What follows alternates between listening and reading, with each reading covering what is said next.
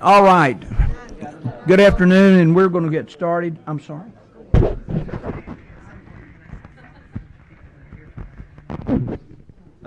Yeah, in just a few minutes. I was going to make a general. I know there's a number of people that are here because this is a day of Georgia Retirement Services Association. Going to be over the Salapi this afternoon or this evening, and welcome. And we've had some that I know that's probably here that each one of us represents. We're going to get started as we always do, and I want you to bow for a moment. We're going to have prayer. Father, we come to you today realizing, Lord, that we are inadequate in ourselves to do anything. But you say that we can do all things through you who strengthens us. So help us to do the things that are right. Help us to do the things that are best. But most of all, the things that you honor and say it is good. And so be with us in this time. May your will be done. We ask these things in Christ's name. Amen. Thank you so much. We've got just one little piece of business that we want to deal with, and I will need to have the committee's approval to this. After last Wednesday, we had some bills that came in. We did not have actuarial studies, or if it was a substitute, we did not have those substitute in time for Sarah, who is just a godsend to me, to be able to go through those substitutes and do a summary so that we're able to understand the bill a little bit better before we come in here. So what we're going to do is, and I'm speaking to our committee right now, we are adding, which is, if you'll look in your package, item number 11. Now I will read this. If a member or bill sponsor intends to introduce a committee substitute, a copy must be delivered to the chairperson's office at least 3 legislative days. That's the key. 3 legislative days prior to the scheduled meeting, preferably an electronic copy. And the reason for this is that right now we're in the midst of almost in the middle of the session, and council is covered up.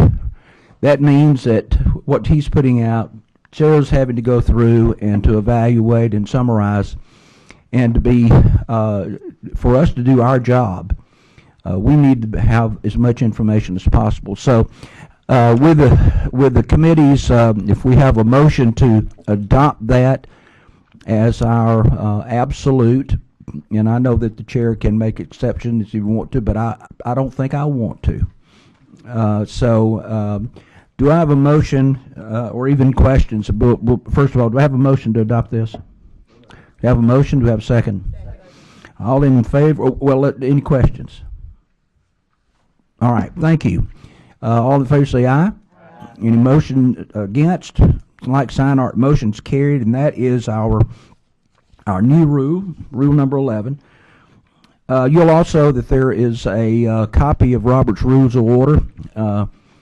We went through kind of a training session this past couple of days ago, and we're going to observe and use Robert's Rules of Order strictly in here so that we can keep this moving along in a business fashion. And with all that in mind, the time constraint today is that there's a number of us that's got to make sure that we're out of here before 3 o'clock, because we've got to be over in the city chambers to be voting on a DOT board member. And so we've got to do our business. We've got a number of bills. We're going to hear those bills, and if anyone specifically is speaking to a bill, specifically speaking to a bill, not just generally speaking, but speaking to a bill, you need to let us know. You need to sign up, give Sarah, sign it up with Sarah, and we'll allow you to speak if that's necessary. If it's not, then we'll let the authors speak for themselves, and then we'll open it up for questions. All right, after we got the business out of hand, You did want to say hello to your folks. Hello, folks. Thank you for being here. How about that? Well, that's pretty good. That's great. All right, thank you. All right, first of all, we're going to hear Senate Bill 243, and Chairman Senator Hill, would you come and share with us? With your entourage.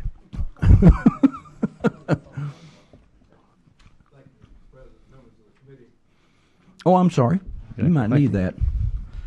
Thank you. Appreciate the opportunity to bring you 243 today. And with me is Jeff Lanier, as most of you know, from the Legislative Counsel's office. Wayne Allen would be here, but he's setting up your DOT election process. Good. They may be having one right now, as a matter of fact. So that's why he's not with me. But we've got Jeff here to answer technical questions.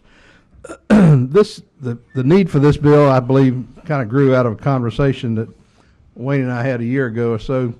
And those of you who've been here, and I see on your committee some very veteran members, can remember a time when, that's a nice word for folks like me, I guess. Oh. Here. But we can all remember a time when you went down to the Legislative Counsel's office, and there were just in every office just about, there was somebody there who had been there for years and years and years, who was a subject expert in whatever you were drafting legislation in. And that was always reassuring that that person could tell you not only help you arrive at the intent that you wanted to, but also could give you the history of that issue maybe and help you save you maybe some heartache along the way. In just a 3-year period, we lost 100 years of experience in the Legislative Counsel's office here.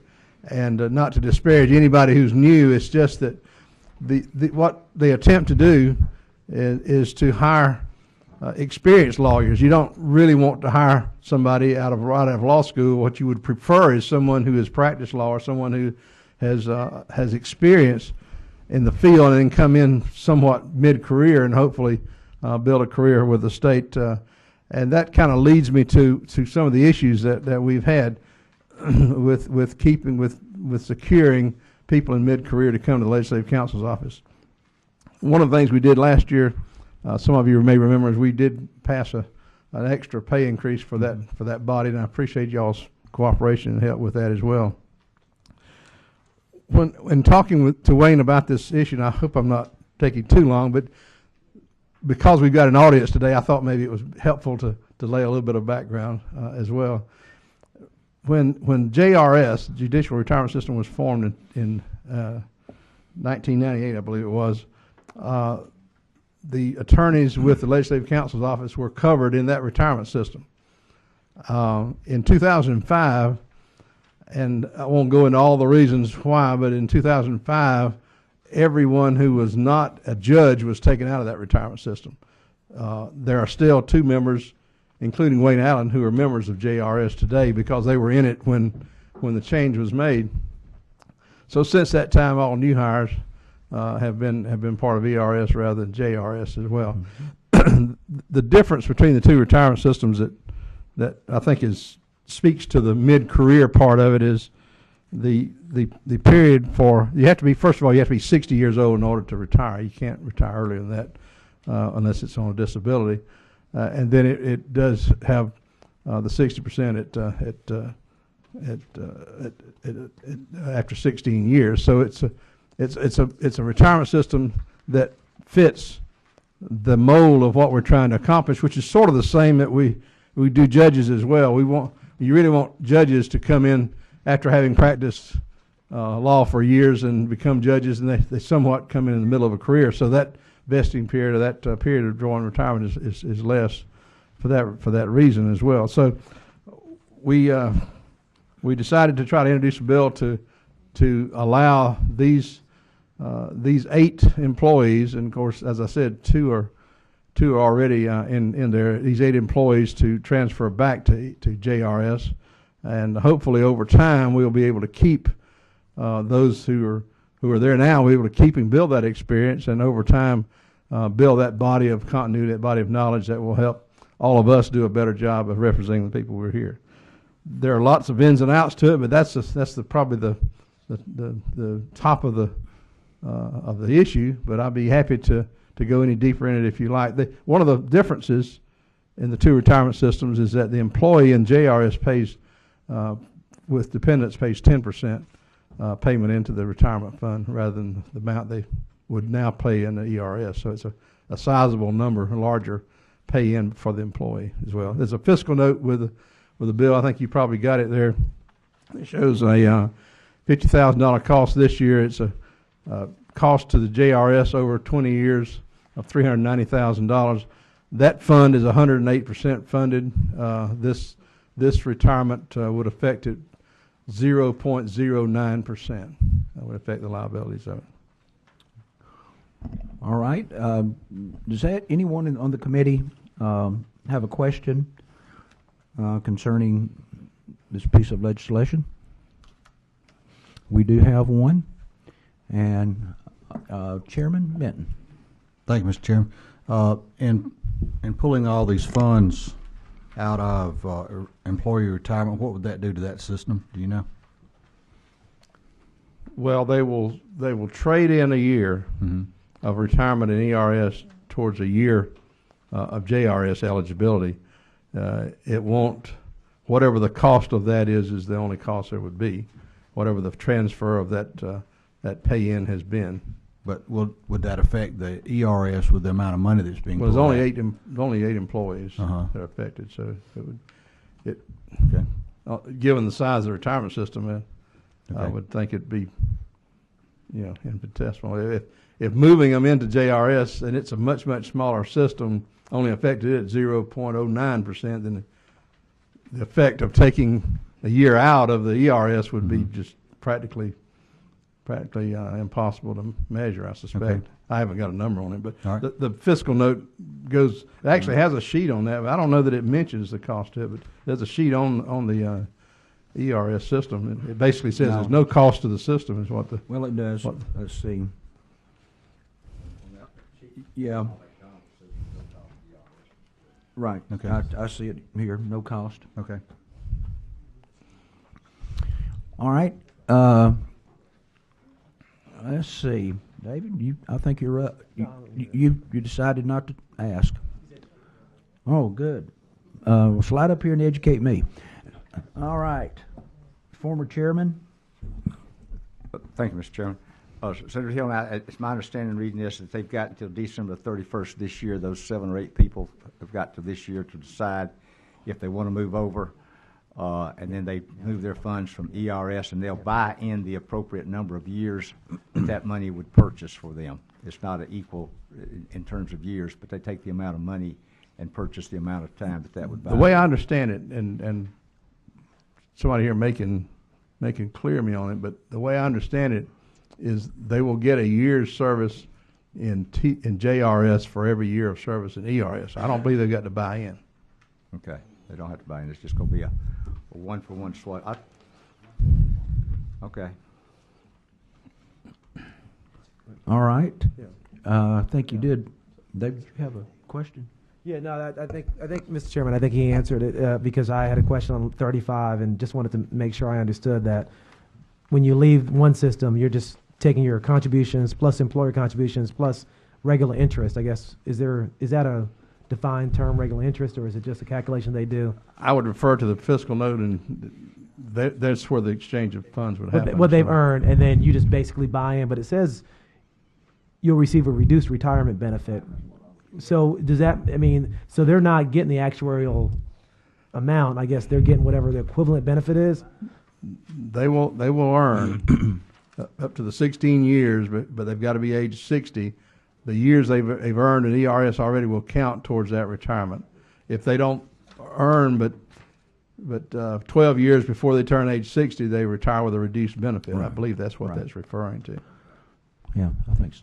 You have to be 60 and put in 16 years to get the full retirement that you're due. Full retirement. That's my understanding. Okay. Any other questions?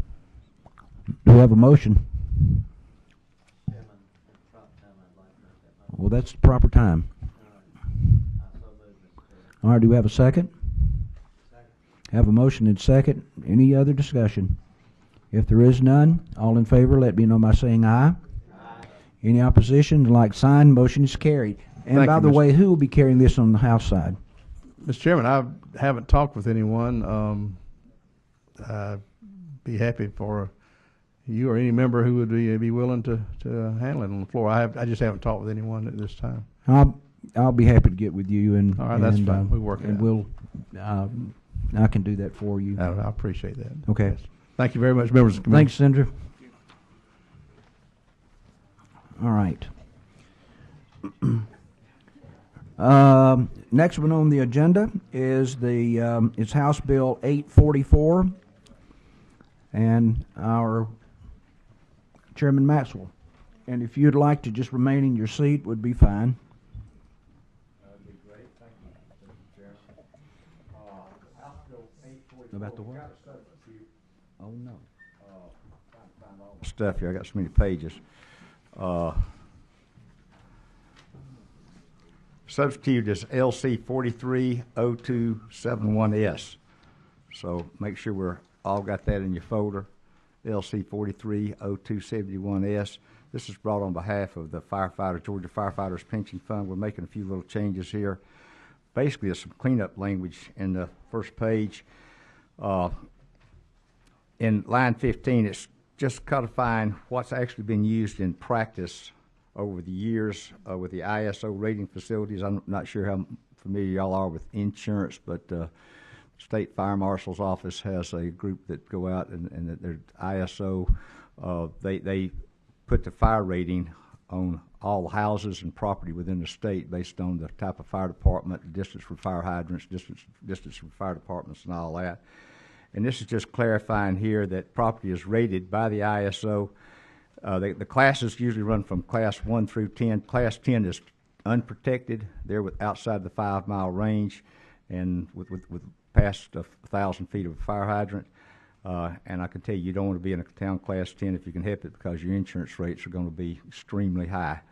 But line 15 is just codifying that the property is going to be rated, not the fire department itself, but we're talking about property rated less favorable than a 9, and that also goes into the premium tax that was instituted years ago, 2.5% premium tax on town classes 1 through 9. So nothing's changed there, but we're just trying to clean that language up. Line 16 removes an old edition of the fire suppression rating schedule and refers to the one that's maintained on file with the insurance commissioner's office. And line 22, 23, 24, and 27 is just changing some words that the state fire marshal felt like would make it a little clearer. The big change for the board is on the second page, lines 32 through 34. The venue for actions. If there's a time that the board is sued by, it's usually a small volunteer fire department. They may have some issues with training and things come up. They may have to have a little disciplinary action against some firefighters. Most of those are handled by the board, but if they don't like the board's action, they can sue. And this says that the suit would be brought in the domicile of the board. Years ago, the board was in DeKalb County. In 06, it moved to Rockdale County. They just want to make this clear that if the board were to move, the action would be brought wherever the board is located. So that's what the bill does, and I'll be glad to answer any questions. And we also have Morgan Wurst and folks here from the Georgia Firefighters Board. The board is on board with all this. They're fully happy to support this bill, and the Insurance Commissioner's Office is happy with it. All right. Does the committee have any questions? Seems to be no questions. Do I have a motion to pass? A motion and a second. All in favor, let me know by saying aye. Any opposition? All right. Motion's carried, and thank you. Goes on to rules. All right, and we welcome back my buddy Bubber Epps. Chairman Epps, come on, House Bill 635, and we do have, and the question was last time is we did not have a copy of the substitute in your folder, and that is what we're cleaning up today. We felt like that we could not vote on the bill unless we had that a copy of the substitute to look at, and so that has been taken care of. And Chairman Epps, welcome. And thank you, Mr. Chairman and committee members. And in an effort for full transparency, we're going to acknowledge the culprit behind your Rule 11 is this probate judge's retirement bill there. We wasn't aware that the substitute wasn't in the folders at the last meeting, and we appreciate your consideration to allow us opportunity to deal with some of the concerns of the committee at that time, and after talking to your committee staff, I think we've remediated those concerns. But we're dealing today with LC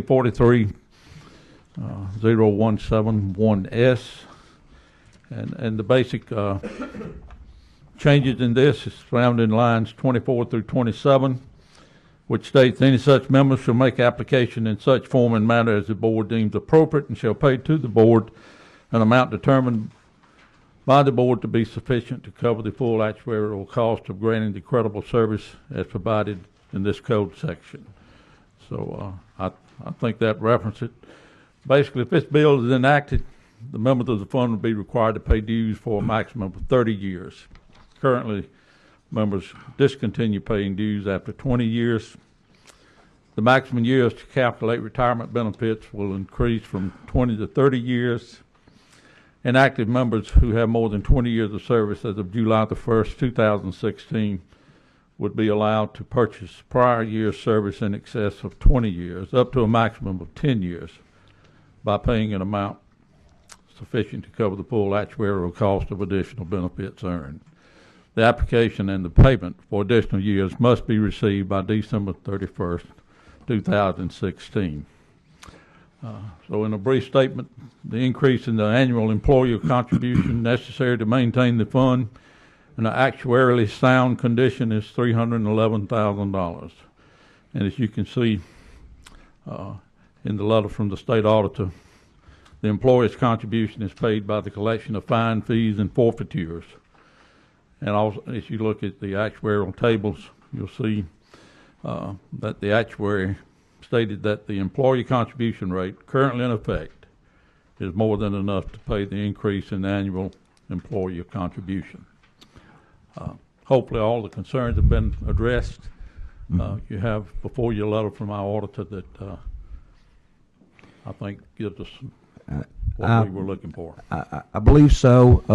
I believe it was Chairman Maxwell who brought up the fact that we were not sure from a constitutional standpoint of rules that we would take that out of general funds as the $311,000, which would be the amount to initiate this legislation. And the letter now confirms the fact that this would not come out of general funds. It's actually coming out of that retirement system. Correct.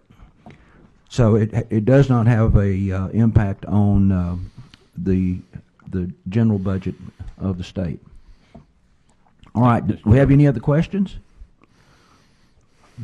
Those were the two concerns. We needed the letter and the explanation about the where that the dollars of the annual employment contribution to activate that, and that's been taken care of. So do we have any other questions?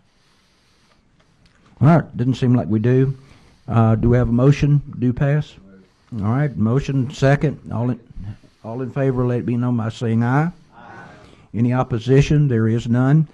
And so we have successfully passed it out, the three pieces of legislation that we have on today in good time so that we can get over and do our DOT voting. Just want to say to all of you who are part of the retirement group that is here, I look forward to seeing you tonight across the street. And you can ask me anything, but I can't promise you I can tell you anything. But and it will not be because I don't really care. It's just that I may not know, so I have to do a little investigating. So thank you so much for being here, and as I said, we'll see you in just a little bit. All right? Thank you, Mr. Chairman. And we are adjourned.